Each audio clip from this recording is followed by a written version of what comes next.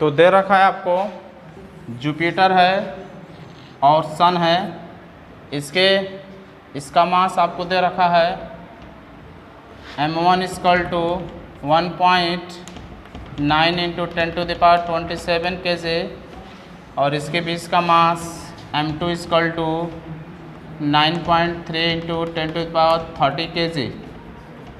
ठीक, और उसके बीच का जो डिस्टेंस आपको दे रखा है 7.3 × 10⁹ मीटर। तो हमें इन दोनों के बीच लगने वाले फोर्स ऑफ ग्रेविटेशनल फोर्स को कैलकुलेट करना है। तो आप जानते हो F = G m1 m2/r²। G की वैल्यू आपको पता है, ठीक, 6.67 × 10⁻11 एंड m की वैल्यू 1.9 × 10⁻27, m2 की वैल्यू 9.3 × 10⁻30 डिवाइडेड बाई 7.3 × 10⁻19 का होल स्क्वायर। ऐसा हम कर सकते हैं।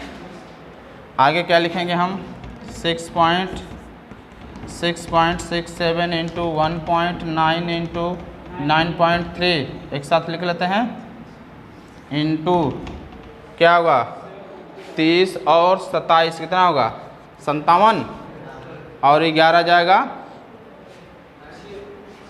46 10⁻46 और ये होगा 7.3 स्क्वायर इंटू 10⁻18 118। अब इन तीनों का मल्टीप्लाई करना है, तो यहाँ पर अगर कैलकुलेट करेंगे तो हमारा जो रिजल्ट आएगा 117.8589 डिवाइडेड बाई 2 नंबर पर पॉइंट लगेगा ना यहाँ पर, तो 5329 इंटू 10⁻18 ऊपर जाएगा माइनस हो जाएगा, तो 46 में से 18 जाएगा, क्या बचेगा कितना होगा 8 और 2 28 होगा, 10⁻−28 हो जाएगा ना, क्योंकि 46 नहीं पॉजिटिव होगा क्योंकि 46 प्लस में है। अब हमें क्या करना है, इसका इसमें डिवाइड करना है। ठीक, तो डिवाइड करेंगे तो क्या रिजल्ट बनेगा हमारा, हाँ डिवाइड करके आप देख सकते हैं। डिवाइड हम करते हैं 117.858 डिवाइडेड बाई 53.29 होगा। तो अप्रॉक्स में जो इसकी वैल्यू आएगी लगभग 2.2 इंटू 10⁻28 ये हो जाएगा मेरा, लगभग अप्रॉक्स है। अब इस पॉइंट के बाद अभी 1-2 और जाएगा, बट ये लगभग अप्रॉक्स में इतना आएगा। ठीक, बात समझ में आ रहा है। तो ये फोर्स एक तरह से ग्रेविटेशनल फोर्स मेरा क्या होता है, वीक फोर्स होता है, ठीक ना। अब तक के जितने फोर्स होते हैं सबसे वीकेस्ट फोर्स में आपका ये फोर्स माना जाता है। जब आप पढ़ोगे क्लास 11th में ना चैप्टर्स, या आपको पहले चैप्टर में ही पढ़ाया गया होगा, फंडामेंटल फोर्स में आपका nuclear force, gravitational force, electrostatic force, ये सारे फोर्स पढ़ाए गए होंगे। तो बताया गया होगा सबसे स्ट्रॉन्गर फोर्स कौन होता है, सबसे वीकर फोर्स कौन होता है। यहाँ पर जो वैल्यू हम कैलकुलेट करेंगे क्या होगा 2.2 इंटू 10⁻28 के आसपास आएगा। ठीक, तो बढ़ते अपने नेक्स्ट क्वेश्चन की तरफ। मान लीजिए ये कोई आपका ऑब्जेक्ट है, मास है, आप खुद से सोच के बताइएगा, ठीक ना। और इसके साथ एक और बॉडी को लगा दिया गया है ऐसे।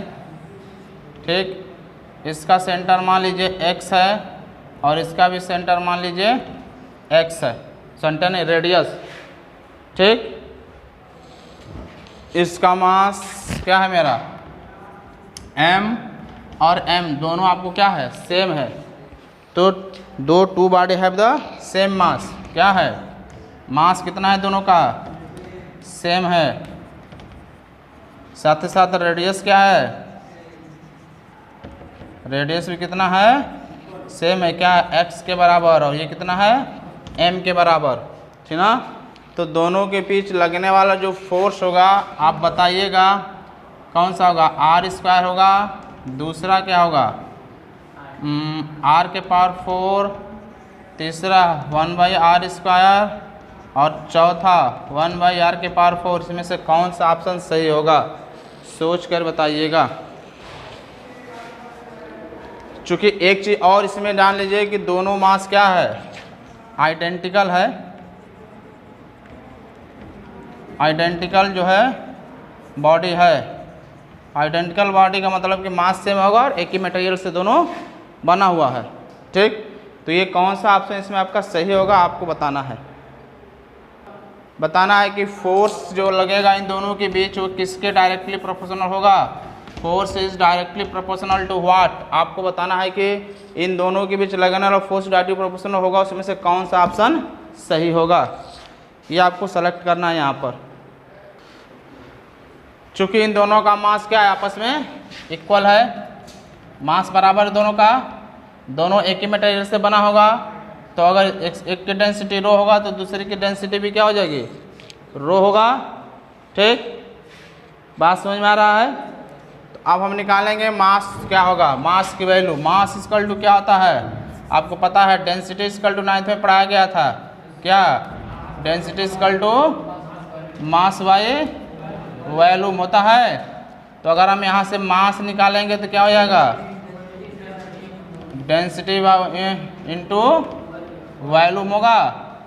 तो चूंकि डेंसिटी हमने किसका सपोज किया है, रो, दोनों सेम मटेरियल से बनकर बना है तो डेंसिटी क्या होगा, दोनों का सेम होगा। ये स्फेरिकल है तो इसकी वॉल्यूम क्या हो जाएगा, 4/3 पाई, रेडियस कितना है, x के बराबर है तो πx क्यूब हो जाएगा। और जितना मास एक का होगा उतना ही मास क्या होगा, दूसरे का भी होगा, क्योंकि दोनों का मास आपस में क्या है, सेम है ना, सेम। तो अब आपको बताया गया है F equal to Gm1 m2/r²। ठीक, तो F इक्वल टू G, एक का मास कितना है, रो, 4/3 पाई r³ और दूसरे का भी मास क्या रखेंगे, उतना ही रखेंगे, हम उतना ही रखेंगे, रो 4/3 पाई, r की जगह x है ना, तो x³ और इन दोनों के सेंटर के बीच का डिस्टेंस कितना है, x और s कितना हो जाएगा, 2x का स्क्वायर, ऐसा होगा। अब ध्यान से देखें तो हमारा g भी कांस्टेंट है, रो भी कांस्टेंट है, 4/3 भी कांस्टेंट है, 4/3 भी कांस्टेंट है, पाई भी कांस्टेंट है, पाई भी कांस्टेंट है। तो f की वैल्यू किसके ऊपर डिपेंड करेगा, सिर्फ x के ऊपर। x यहाँ ऑप्शन में मैंने r दे रखा है, x ले लीजिए, ठीक ना, जहाँ क्योंकि डिस्टेंस कितना आपका है, x है ना, तो x² x के पावर 4, ये दोनों का जो रेडियस होगा रेडियस में ही आएगा, x/x 1/x के पावर 2 1/x के पावर 4। ठीक, तो मतलब कि यहाँ पर f की वैल्यू किसके ऊपर डिपेंड करेगा, सिर्फ x के ऊपर डिपेंड, क्योंकि बाकी सब तो कांस्टेंट है ना भाई। तो जो x जिसके ऊपर डिपेंड करता है बस उसी को लिखते हैं, बाकी को छोड़ देते हैं। क्या हो जाएगा, f इज प्रोपोर्शनल टू क्या होगा, देखिए 2/x³ है तो x के पावर 6 और नीचे क्या हो जाएगा, x के पावर x² होगा, तो ये कटेगा तो क्या हो जाएगा, x के पावर 4, यानी ऑप्शन नंबर क्या हो जाएगा मेरा, ये वाला क्या होगा, f is directly proportional to x के पावर 4। अब आपने पढ़ रखा है कि force is universally proportional to 1/r², तो इस चीज़ को ध्यान में देखते हुए आप अगर इसको लगा देंगे तो क्या होगा, आपका गलत माना जाएगा। इसलिए थोड़ा यहाँ पर हम दिमाग यूज़ करके इसे कैलकुलेट करेंगे, मास निकाल के देखेंगे क्या रिलेशन दोनों दिखा रहा है। ठीक, आगे ये एक मास है, बॉडी है जिसका मास जो भी हो, ठीक, इसका मास मान लीजिए m है और इसका मास m है, ठीक, और इसके सेंटर का डिस्टेंस मान लीजिए r है। ठीक, दोनों एक दूसरे को फोर्स लगा रहे हैं, तो आपको बताना है इन दोनों में से कौन सही है कौन गलत है। ये दो ऑप्शन आपको दिया जा रहा है, इन दोनों में से कौन सही होगा और कौन गलत होगा इस मास बॉडी के लिए कि दो बॉडी पर लगने वाला फोर्स जो होगा आपस में इक्वल होता है। ये सही है कि गलत है? और उन दोनों के एक्सेलरेशन भी एक दूसरे के बराबर और इक्वल होते हैं, इसके बारे में देखना है। ठीक, तो आइए कैलकुलेट करते हैं। न्यूटन्स के अनुसार ये अगर हमारा ए हो और ये बी हो तो इसके द्वारा उसके ऊपर लगाया गया फोर्स ऑन 2 ड्यू टू 1 क्या होगा, जी कैपिटल एम स्मॉल एम, इसके बीच का डिस्टेंस आर स्क्वायर, और चूंकि वेक्टर क्वांटिटी है तो इसका यूनिट वेक्टर भी लिखेंगे। तो 2 का यूनिट वेक्टर हम सपोज कर लेंगे क्या होगा, R12, ये यूनिट वेक्टर ऑफ क्या ले लें, unit vector of 1 with respect to 2, ठीक ना। और नहीं तो सिंपली बस आप आई ले लीजिए, आई एक्सिस के लॉन्ग। ठीक, एक फोर्स किधर है, इधर लग रहा है, एक फोर्स किधर है, इधर लगेगा ना भाई। तो एक को यूनिट वेक्टर अगर हम इस तरह एक्सिस डिफाइन करें तो क्या होगा, एक्स एक्सिस होगा ना, तो एक्स एक्सिस के लॉन्ग यूनिट वेक्टर क्या होता है, आई होता है। ठीक, तो अगर इस डायरेक्शन में आई ले रहे हैं तो इस डायरेक्शन में क्या होगा, माइनस आई लेके चलेंगे। दोनों फोर्स एक दूसरे के क्या होते हैं, अपोजिट होते हैं ना। तो एक डायरेक्शन में आई तो दूसरे डायरेक्शन में माइनस आई। ठीक, हो जाएगा F12 वेक्टर इक्वल टू जी, अब क्या force on 1 due to 2 F by are square, unit इसका वेक्टर क्या होगा, माइनस आई होगा। क्या लगा दें यहाँ पर हम, माइनस जी एम बाई में आर स्क्वायर, और ये आई, ये माइनस क्या होगा, ये माइनस सामने आ जाएगा। तो ये दोनों फोर्स एक दूसरे के क्या है, इक्वल और अपोजिट दिख रहा है। भाई मैग्नीट्यूड में बराबर है, डायरेक्शन क्या है दोनों का आपका बराबर है, इसका मतलब ये फर्स्ट वाला ऑप्शन क्या होगा मेरा, सही हो जाएगा। इसके लिए ये क्या है मेरा, करेक्ट है। ठीक, बात समझ में आया। एक्सेलरेशन के बारे में देख लेते हैं। क्या एक्सेलरेशन भी ऐसा होता है कि दो बॉडी के बीच जो फोर्स लगता है उनके द्वारा एक्सेलरेशन कुछ इस रिलेशन को शो करता है। ठीक, तो क्या लिखेंगे यहाँ पर हम, क्या अगर एक्सेलरेशन इक्वल टू क्या आता है, F बराबर क्या आता है आपका, F बराबर F बराबर m इंटू ए से A इक्वल टू क्या हो जाएगा, F बाई में A। ठीक, F बाई में m, इसके अंदर जो एक्सेलरेशन पर भाई अगर ये वाला ऑब्जेक्ट इसको अपनी तरफ खींचेगा इसके अंदर भी एक्सेलरेशन प्रोड्यूस होगा, ये वाला इसको अपनी तरफ खींचेगा तो इसके अंदर भी एक्सेलरेशन प्रोड्यूस होगा, है ना सर। तो एक्सेलरेशन निकालते हैं, फोर्स इसके ऊपर कितना फोर्स लगा था, क्या था, फोर्स ऑन 1 ड्यू टू क्या हो जाएगा, जी एम बाई में आर स्क्वायर, और इसका मास कितना है, कैपिटल एम, तो कैपिटल एम कर देंगे, जी एम बाई में आर स्क्वायर है, कैपिटल एम कट जाएगा, आगे क्या, जी एम बाई में आर स्क्वायर। इसके अंदर जो एक्सेलरेशन प्रोड्यूस होगा वो कुछ इस बराबर होगा ना।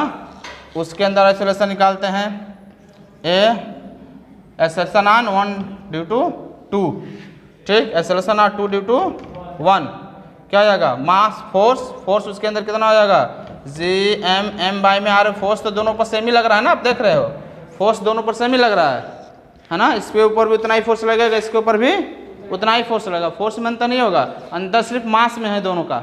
इसका मास कैपिटल एम, इसका मास स्मॉल एम है।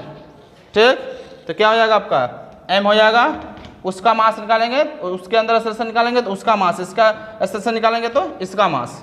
ठीक, तो क्या हो जाएगा, G capital M small M by are square, M होगा, स्मॉल एम से स्मॉल एम चला गया, क्या होगा, जी एम बाई में आर स्क्वायर। तो हम देख रहे हैं कि ये जी और आर दोनों के लिए कांस्टेंट है, बट एम और एम दोनों के लिए कांस्टेंट नहीं है, एक ज़्यादा और एक कम होगा।